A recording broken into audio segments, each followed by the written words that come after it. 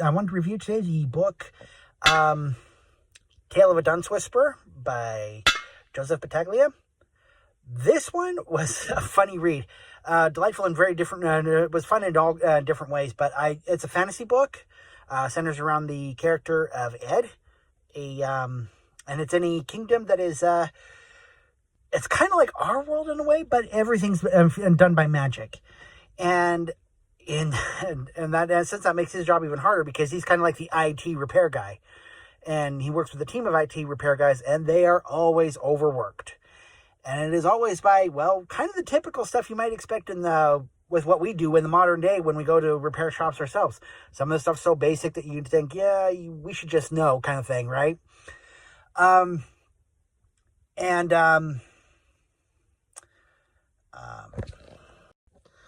So Ed is Ed's one of the harder.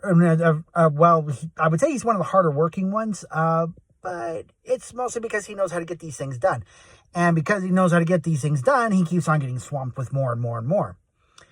And his life gets more complicated when they bring in a good idea fairy. Yeah, that was interesting. She has a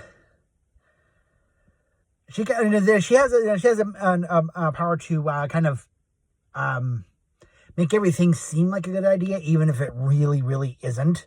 So she's kind of really like a really bad upper management. And for all of us working types, we know what that's like. All the bad ideas put and made to sound like it's the only idea you're going to go for, and even with the harshest results. For example, and spoiler on this one, they have kind of an internet that's actually, based on a web maintained by spiders in a room in a dungeon. In fact, that's what the place is called, the dungeon that he works in. It was actually made from a dungeon, an IT shop made from a dungeon. Anyway, so there are spiders that are supposed to maintain this web, and it crashes and it just breaks because one of the spiders eats a bad bug. So they have to go in to fix it, and one of them loses an arm, and she hears about this, and she decides that the best idea for them is to have someone volunteer to go on in there and watch over it all day, try to get it fixed up and make sure everything's working right.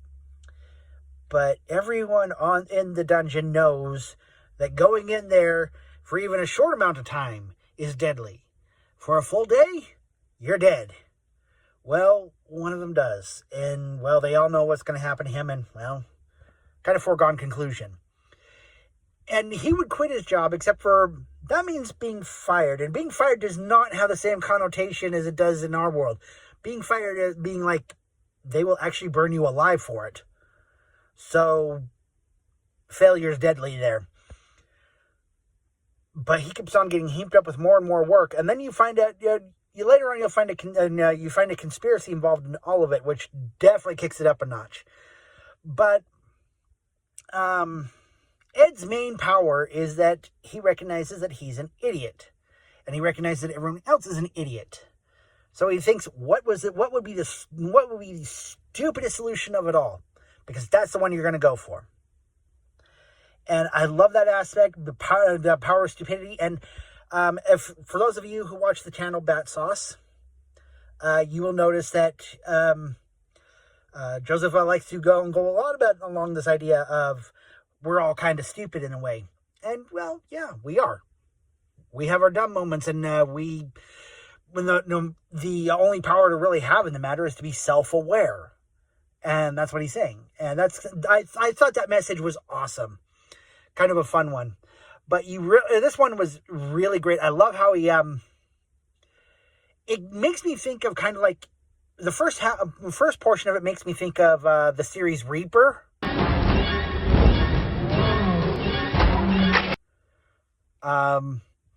Just how you have that really put-upon worker who's always stacked with more and more work and just can't get a break.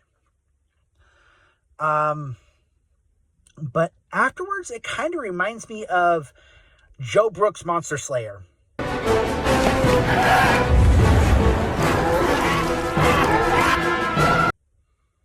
And I don't want to spoil too much on why, because that's a lot of the action of the book right there. And It really is fun.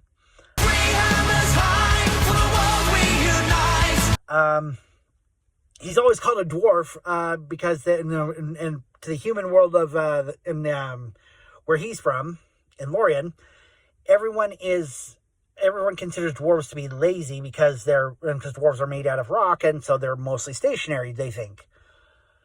I don't want to spoil where that goes, because it goes a very interesting direction that I'm like, yeah, that works. So yeah, I will leave a link in the description for the book. I do hope it actually goes into another book.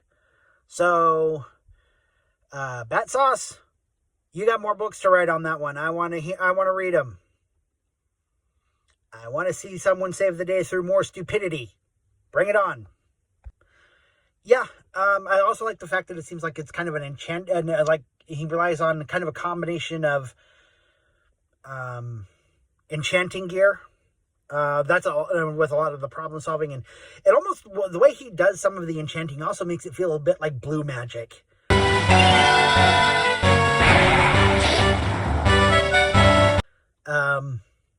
So that was really entertaining. You know, absorb them and take in a monster's powers and then use it for yourself, kind of thing. You read it, you'll understand. So yeah, Tales of the Dunce Whisperer by Joseph Battaglia. I highly recommend this book. This one was fun. All right. Check out his channel, Bat Sauce. It's really, I get a kick out of his channel and his takes. So yeah.